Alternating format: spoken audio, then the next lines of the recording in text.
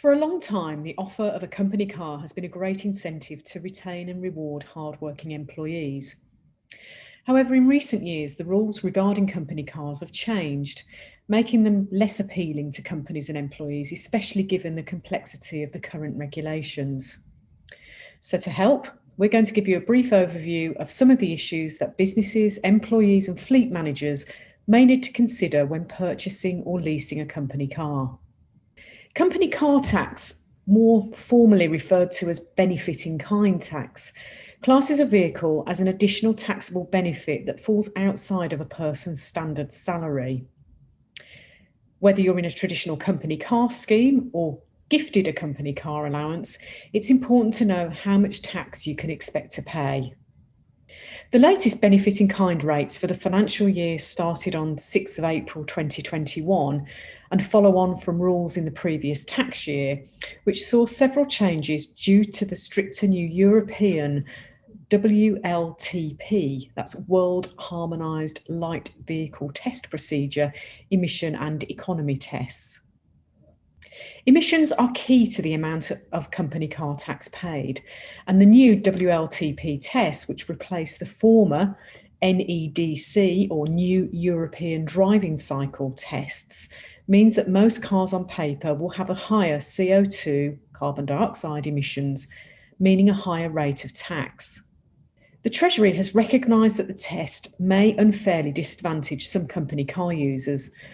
And so to achieve fairness, the Treasury has reduced the benefit in kind rates used for older NEDC assessed cars registered under the new WLTP system by 2% during the last tax year. This reduction has now fallen to 1% in the 2021-22 financial year and will disappear altogether next year. This means that there will be no reduction in its benefit in kind rate for these vehicles from April 2022.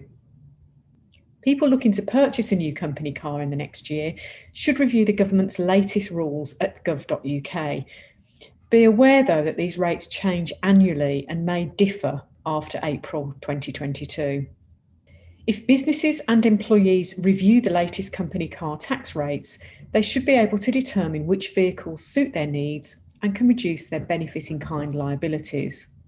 However, while diesel engine vehicles may once have been the most tax efficient choice for many companies, these are now subject to new rules. This stipulates that if they do not meet the RDE2, real driving emissions, element of the WLTP tests, they will be subject to a 4% higher benefit in kind rate than petrol cars.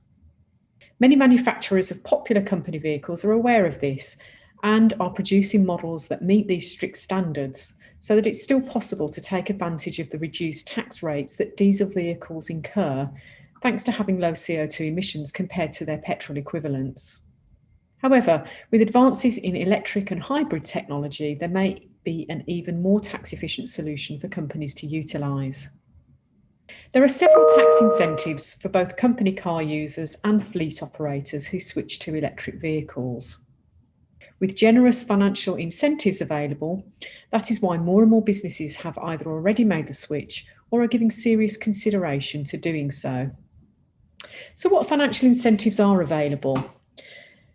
Well, let's look at benefits in kind. So since April 2021, electric vehicles attract a 1% benefit in kind tax rate.